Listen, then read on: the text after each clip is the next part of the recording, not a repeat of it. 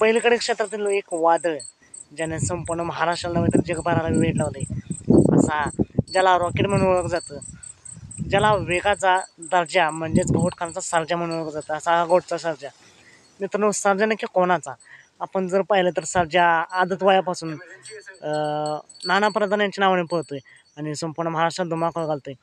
आणि आत्ता अलीकडच्या काळात ज्यांच्याकडे सर्जा सांभाळायला असतो ते म्हणतात की हा सर्जा आमचा आहे.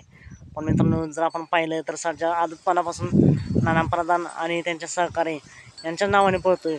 आणि मित्रांनो, सर्जा नक्की कोणाचं? तर नाना प्रधान यांच्याकडे जो मोठा सर्जा होता त्याचेच पायदासी छोटा सर्जा आणि त्यांच्याकडे तो सांभाळ होता त्यांच्या गायीच्याद्वारे पायदास त्यांना भेटली होती. आणि हे समजतात त्यांनी नाना प्रधान यांनी सर्जाला 13 लाखाला विकत घेतला आहे, पण तो त्यांच्याकडे सांभाळायला होता आणि इतका दिवस तो नाना प्रधान यांच्या नावाने पळतोय. पण आता अलीकडच्या काळात काय झालं काय माहीत, ज्यांच्याकडे सांभाळायला ते म्हणतात की आम्ही करार केला आहे. पण मित्रांनो, आत्ताच नाना प्रधान यांनी मुलाखत दिली आणि ते मुलाखत देत असताना त्यांनी सांगितले, म्हणजे सर्वच प्रूफ डॉक्युमेंटरी सर्वच दाखवले आणि त्याने सिद्धसुद्धा केले की घोटचा सर्जा हा त्यांचाच आहे. तर विनंती आहे की जे कोणी काम करत असतील, जे कोणी काही करत असतील टीका वगैरे त्यांनी करू नये.